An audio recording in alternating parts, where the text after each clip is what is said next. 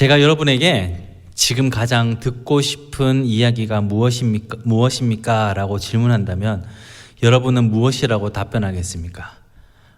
답하지 않아도 예상이 됩니다. 일찍 맞춰주세요 라고 하실 것 같은데 상황에 따라 각기 다른 답변을 하실 겁니다. 오늘 하루를 어떻게 사셨냐에 따라서 또는 내가 겪고 있는 문제에 따라서 제가 드리는 이 질문의 답은 달라지겠죠. 가장 듣고 싶은 이야기, 내 인생의 문제를 해결해 줄 수 있는 어떤 그런 이야기가 정말 듣고 싶으실 것입니다. 세상의 사람들은 이런 이야기를 귀한 정보다, 당신만 알아야 돼 라고 이야기하면서 귀한 정보다 라고 말하겠지만, 믿는 사람들은 이런 유의 이야기를 복음이다 라고 말합니다. 야, 복음이야 이러면서 좋은 이야기를 하죠. 틀린 말은 아닙니다만은 복음을 문자로 그대로 풀어내면 복된 소식이니까 틀린 말은 아니겠지만 우리가 사용하는 복음은 조금 다른 의미여야 하지 않을까라는 생각이 듭니다. 지난 수요 설교 때 로마서로 말씀을 전했었는데요. 제목이 함께 자라가는 교회였습니다. 제가 여쭤보면 당황스러울까 봐 미리 말씀을 드립니다.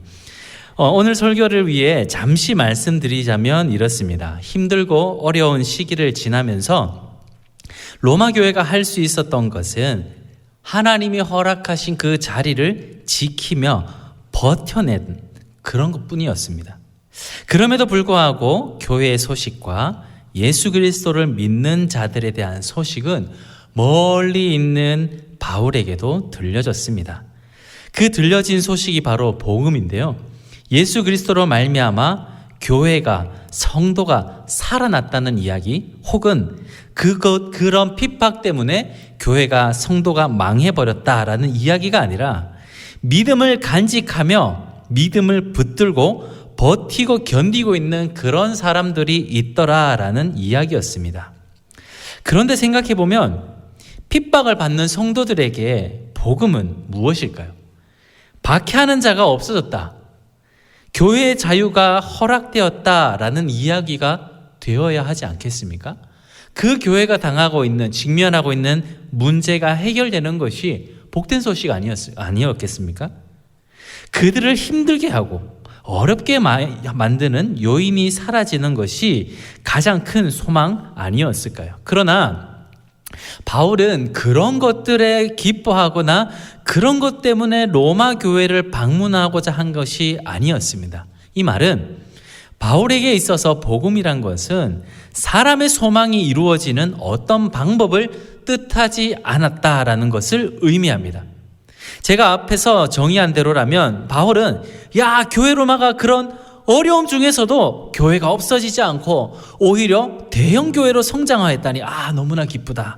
이제 내가 그 교회를 운영하고 더욱 큰 교회로 성장시키기 위해 내가 나서야겠다라는 것으로 해석이 될 수 있겠으나 실제로 로마 교회는 그런 대형 교회로 성장하거나 그 속에서도 교회의 꾸준한 성장을 이루었다는 소식이 아니고 그런 모습도 아니었습니다.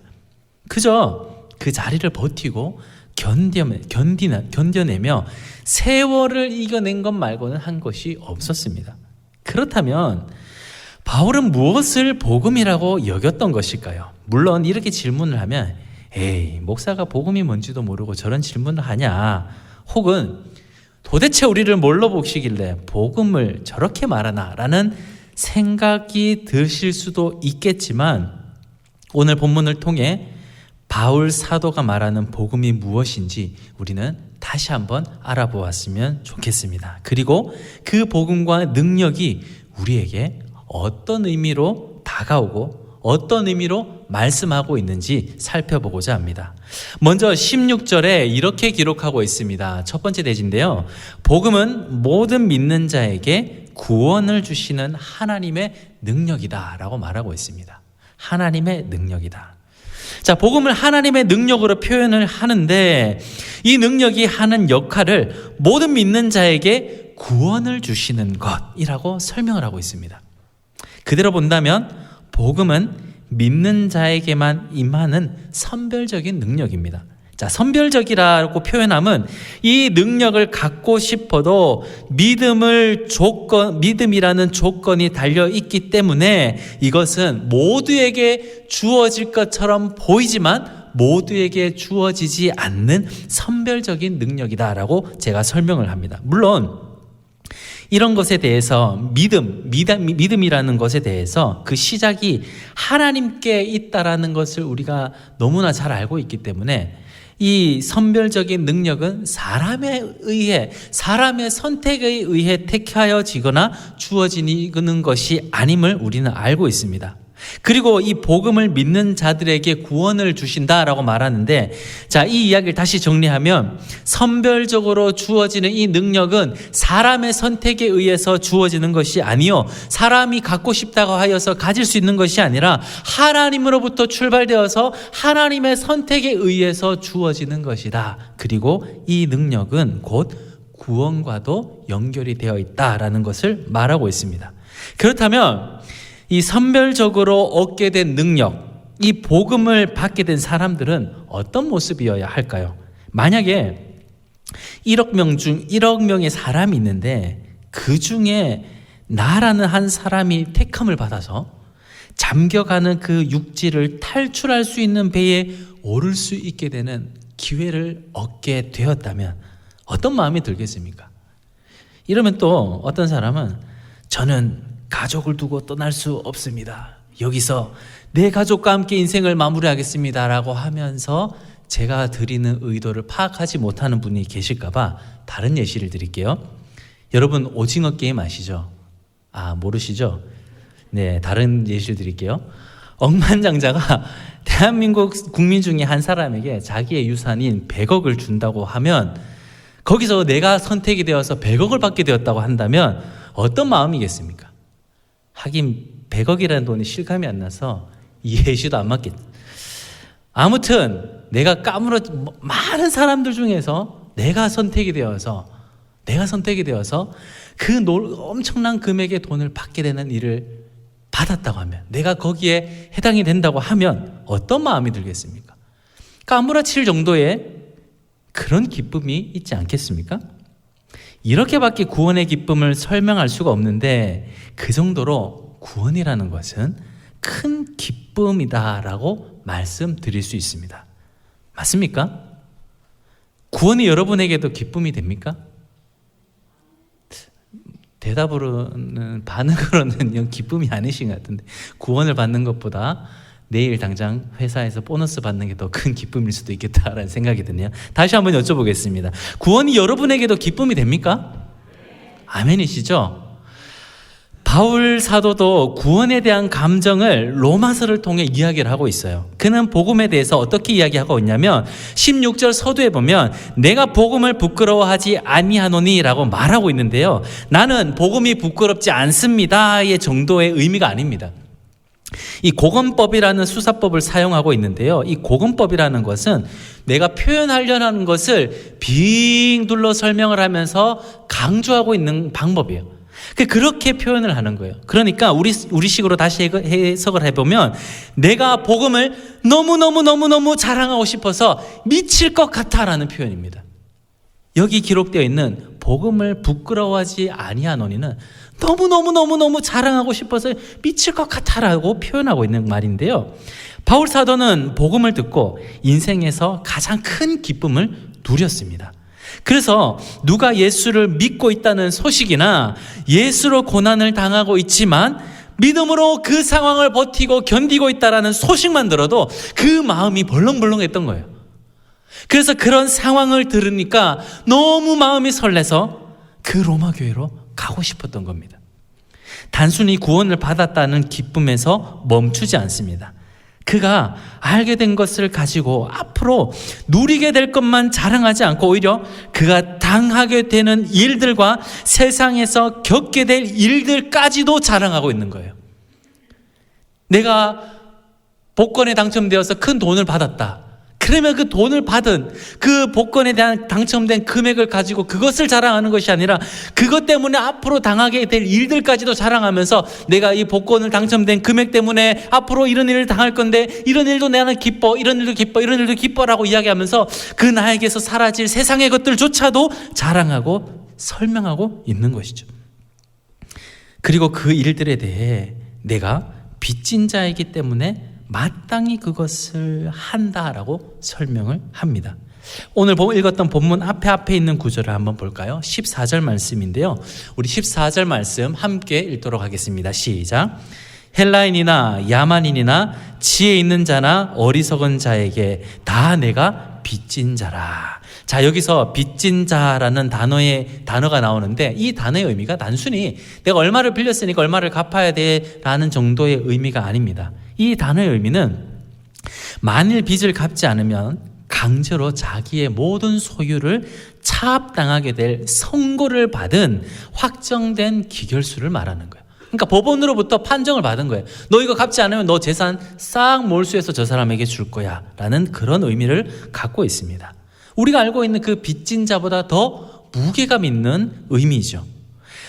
해도 그만, 안 해도 그만인 상태가 아니라 반드시 해야 한다라는 의미를 갖고 있습니다. 바울 사도는 하나님의 부르심을 입은 자로 삶 속에서 반드시 무언가를 내놓아야 하는 필연적 의무를 실행하고 있는 것이었죠. 그 의무가 무엇입니까? 먼저는 하나님의 은혜와 긍휼을 인식한 올바른 태도인 자기 부인의 실천이었습니다. 또 하나는 성경이 말하는 증인의 삶이었습니다. 자기 부인의 실천, 성경이 말하는 증인의 삶. 그런 자신을 향해 어떻게 표현합니까? 그가 행하고 있는 삶의 모습을 보면 인생 자체가 누군가에게 모범이 되고 또 자신을 다른 사람에게 자랑하며 높이 평가받을 만한 그런 위치에 있는 삶의 형편이었지만 바울 사도는 자신의 삶을 죄인 중에 괴수다라고 표현하고 있습니다. 그러면서 나는 이런 죄인이지만 가치 없는 자신을 구원하심, 살려주심에 기뻐하며 그 하나님을 자랑하고 있는 것이죠. 이것이 복음의 능력이고 그로 인해 얻게 된 구원에 대한 감정입니다. 자, 선택적으로 임한 믿음의 능력, 그리고 그 능력으로 인하여 얻게 된 구원은 먼저는 자기 주체에 대한 새로운 발견이 일어나고 그로 인해 연장된 은혜의 감격으로 말미암아 예수 그리스도를 자랑하고 삶에서 당할 고난조차 자랑하고 감사하는 놀라운 일을 보여주고 있는 것입니다. 어떻게 이것이 가능합니까? 믿음으로 인해 스스로 인생을 구원할 주인 되었던 자리에서 누군가를 의지하여 자기의 인생 전부를 맡겨드리게 되는 종의 자리로 내려오는 주체의 전도가 일어났기 때문입니다. 주체의 전도가 일어남에 따라 그가 세상에서 살아오며 보아왔던 모든 것들이 뒤집어지고 그가 가치 있게 여겨졌던 모든 것들이 가치 없어지며 가치 없게 여겨졌던 그것들이 정말 인생의 전부를 들여도 아깝지 않은 가치로 바뀌어지게 된 것입니다. 복음은 이렇게 성도의 삶을 변화시켰습니다. 이제 여러분께 여쭤보고 싶습니다. 바울이 자랑하고 싶었던 그 복음, 그리고 저와 여러분이 듣고 있는 이 복음이 여러분의 삶은 어떻게 바꾸어 놓고 있습니까? 구원을 주시는 하나님의 능력으로 임하고 있습니까? 아니면 세상에 만족을 주시는 하나님의 능력으로 임하고 있습니까? 세상의 어떠함 속에 복음을 자랑하고 계십니까? 아니면 복음을 부끄러워하고 계십니까? 또한 구원의 감격을 지금도 여전히 소유하고 계십니까? 아니면 내 삶에서 그 기쁨보다 다른 무언가, 그 무언가에 더 가치를 싣고 계십니까?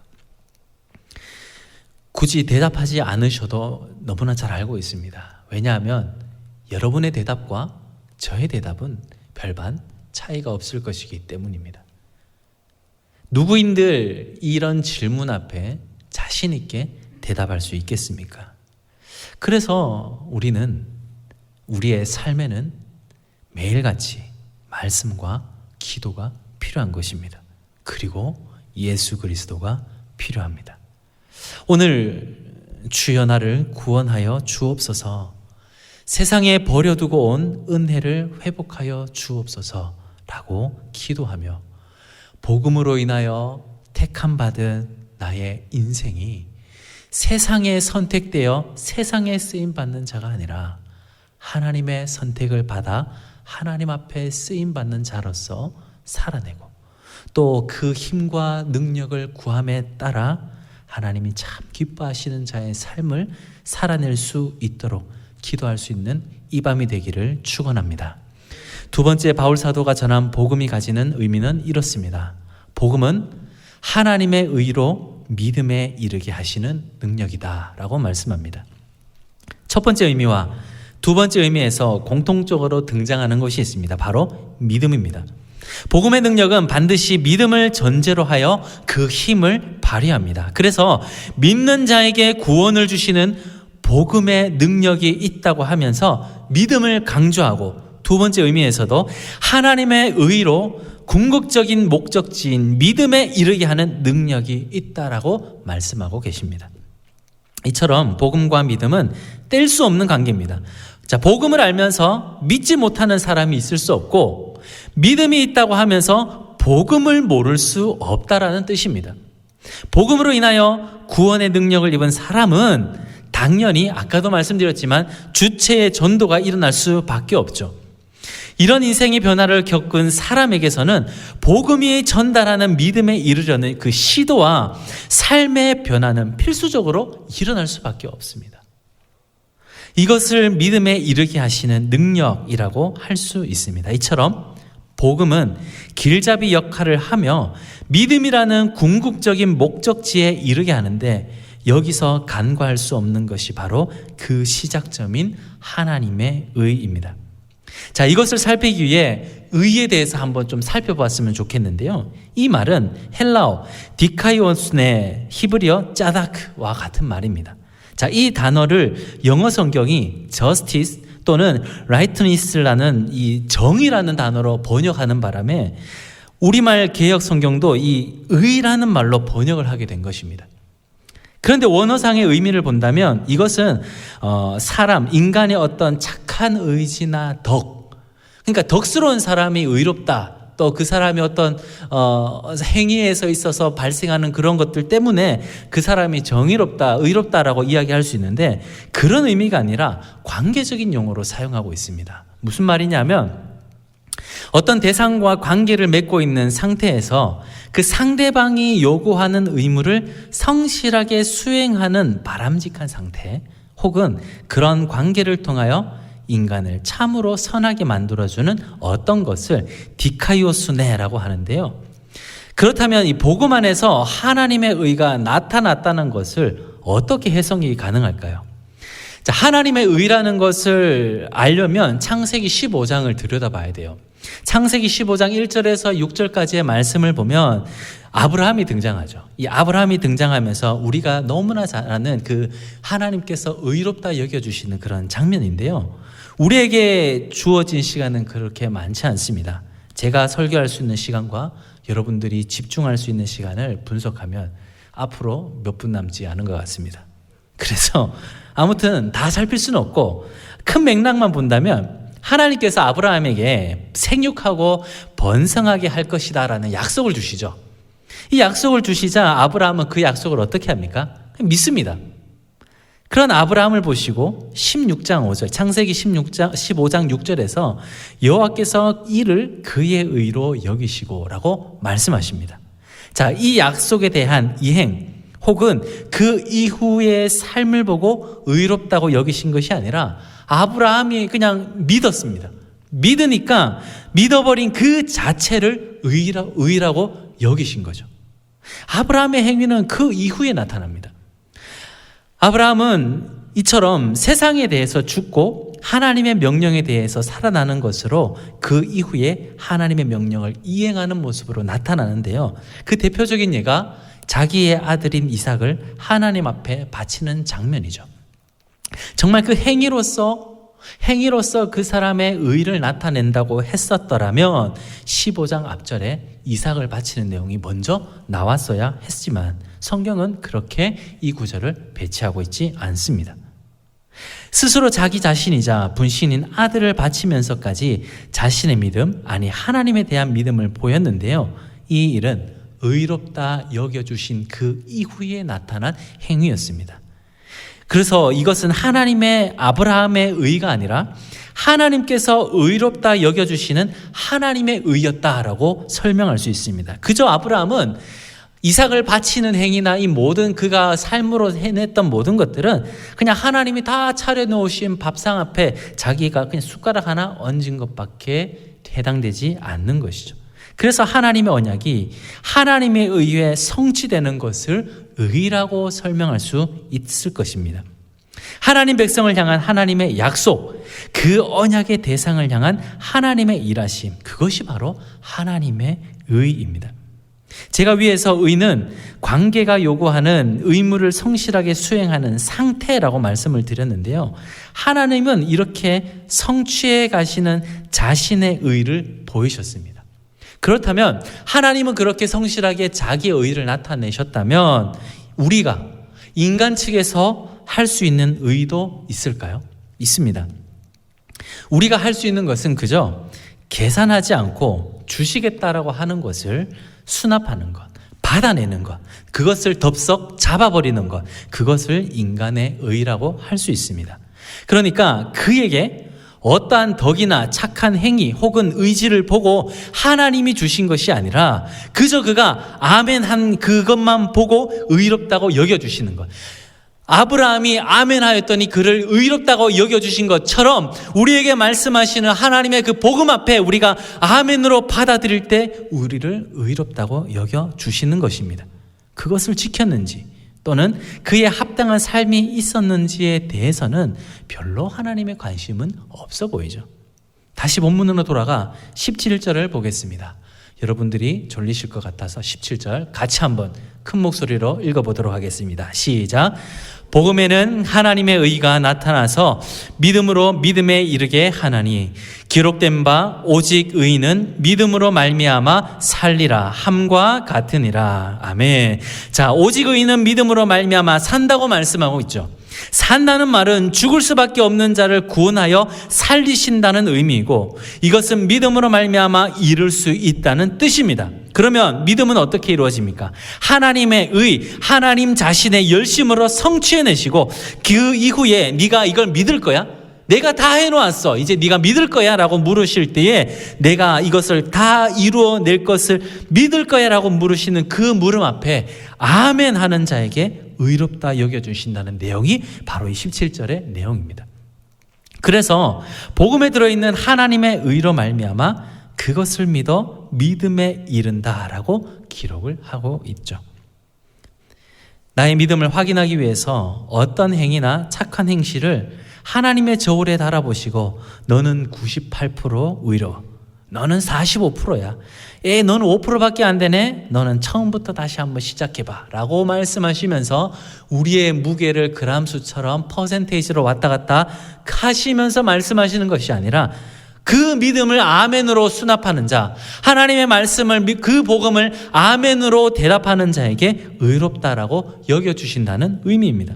그렇게 의인이라는 존재는 말도 안 되는 약속을 제시하시는 절대자 앞에 말도 안 되게 그것을 믿어버리는 아주 이상한 상황에서 이루어졌습니다. 세상 사람들은 이것을 달아보고 재어보고 그 기준선 앞에 그것이 합당할 때에 이 기준을 넘어설 때에 그것을 믿어주지만 하나님은 아멘하는 자에게 의롭다라고 칭해주고 계신 것이죠. 이렇게 의인으로 여김받은 그 사람은 세상 앞에는 어떤 모습일까요? 세상 사람들이 아브라함을 어떻게 여겼습니까?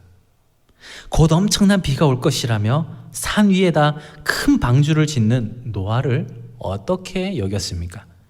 인생의 높아짐과 화려함, 완벽하게 보장된 모든 자리를 버리고 예수를 따르는 바울 사도를 세상 사람들은 어떻게 여겼습니까?